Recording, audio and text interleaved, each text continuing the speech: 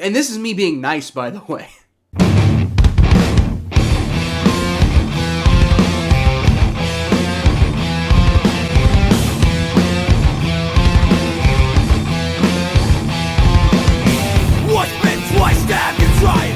Welcome to the jungle, everyone. I'm Kyle Phelps, and I'm ready for some smoke. We've got NFL Week 14 power rankings coming up, and I did not have things shaking up the way they did on this week's bingo card. Before we dive in, I'd just like to ask that you like the video and subscribe to the channel if you're enjoying the content. We're 69, nice, subscribers away from my end of season goal of 500. Can we make that happen? I love all you crazy motherfuckers, so let's go get it. So there's some new people watching the power rankings this week, so I'll go ahead and recap how it works real quick. Every team in the NFL gets ranked in a tier list format, keeping it to the top 10 teams, like, you know, most of the big YouTubers do. It's a little boring to me. That said, in the interest of not putting out like a 20-minute long video, we're only really going to talk that much about the top 14 teams, since that's how many, you know, make the playoffs. But real quick, here's the bottom 3 tiers. If your team is here, I'm sorry, do better. How weird is it to see the Patriots consistently in the relegation category like this? Also, don't look now, but the Colts might be on the edge of like pretending like they kind of matter maybe. And the Rams? I mean, yeah, they're looking pretty solid, so I gotta give them credit. But like I said, we're not really gonna get into those categories all that much, so let's go ahead and move on to the playoff hopefuls. I'm not going to spend too much time on the Browns and the Bengals right now because, like, look, I know they can win with their backup quarterbacks, but I need to see it consistently before we start really buying into it on this show, right? But Jake Browning looked really good against the Jaguars, guys. So, I mean, you know, but at the same time, that was awesome, but the defense also looked horrendous. So, you know, but before we really kind of start talking about them as a playoff team again, I'm going to need to see a little bit more from them.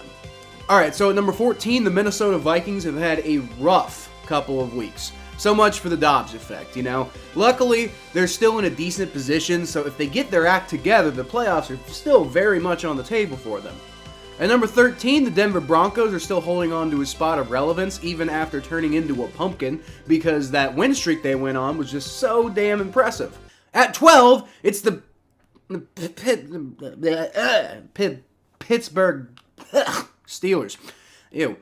They're here, though, because, I mean, 7-5 is 7-5 no matter how ugly it is. Kenny Pickett looked like the worst quarterback in the division, even with Burrow and Watson out for the season, and now he's out for, like, 2 weeks. Yikes. Number 11, the Green Bay Packers, and I gotta give them credit for beating the Chiefs, man. Like, they're looking a lot better lately. Tom Grassi had them at, like, 8, and, okay. But no. But they still did look really impressive last week, and they're low-key on a bit of a run right now. The rest of the schedule is an absolute cakewalk for the Packers, so I imagine you'll be seeing them in the postseason. Moving along, these are the contenders. Teams that I think should make some noise in the playoffs, even if I'm not necessarily picking them as a realistic option for making it to the Super Bowl. Number 10, the Jacksonville Jaguars. They're barely holding on right now, and this is me being nice, by the way.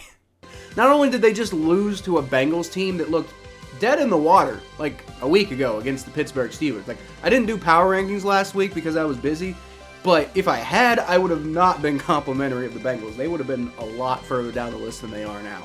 But not only that, but they also lost Trevor Lawrence for likely the remainder of the regular season. He has a high ankle sprain, and that's like a 4 to 6 week injury, which means he should be back for the playoffs, but unfortunately, I'm a little worried about them actually being able to keep their heads above water enough to make the playoffs in the first place, which is why I said I'm being nice about putting them at number 10.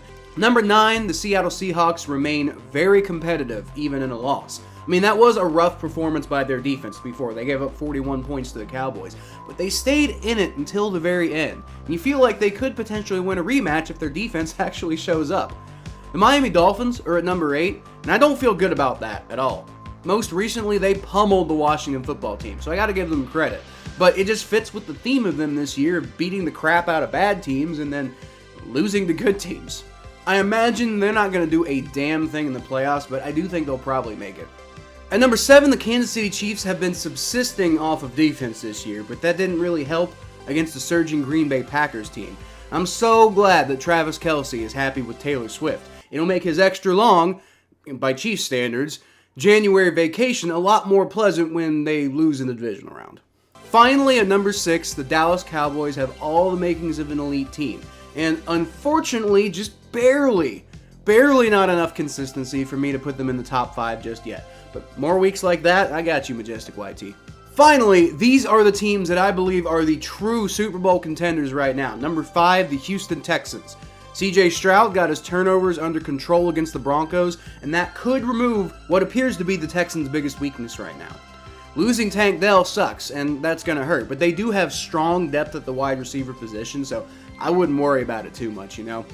Number 4, the Detroit Lions avoided a lot of questions after struggling against the Bears, losing to the Packers, and almost blowing it against the Saints. But they didn't, and so at this point, they avoid those really big questions right now. Number 3, you've got the Philadelphia Eagles. They got sucker punched this week, and we're not going to dance around that one. But if I'm them, I'm not panicking just yet. You're definitely going to have to figure something out against the 49ers if you want to get back to the Super Bowl, though. Number 2, the Baltimore Ravens have a pretty tough schedule the rest of the season, so we'll see if they deserve to really be here. But they've risen to the challenge every single time so far, so I wouldn't necessarily doubt them right now. Finally, the San Francisco 49ers have climbed all the way back out of their funk, and they just knocked down the conference champions in brutal fashion. They previously looked like the best team in football, but the 49ers took them down. So now, legally, I have to put them here. I'm sorry, guys. It's out of my hands. They're the number 1 team, and there's no arguing it right now. We'll see if it stays that way. So there's the power rankings, everybody. Here's a recap of the whole list, just to give you a refresher of where everyone landed. How do you feel about where your favorite team ended up? I definitely want to hear about that in the comments. Bring all the smoke. I love it.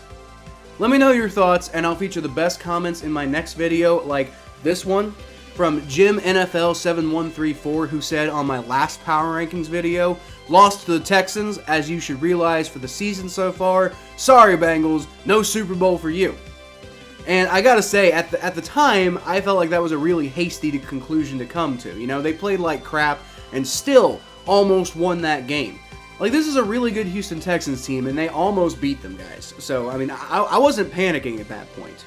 And don't forget, they were also beating the Baltimore Ravens, who are my number 2 team right now, until Joe Burrow got hurt, and then things completely fell off the rails. So, like, now I think maybe the Super Bowl run's over. But, like, at the time, I definitely think that was a bit of a hasty conclusion to come to. But, you never know. Nick Foles beat Tom Brady in a Super Bowl. So, I mean, why can't Jake Browning beat, like, Brock Purdy or whoever's going to represent the NFC? I mean, you know, honestly, that's probably not going to happen. But I can dream!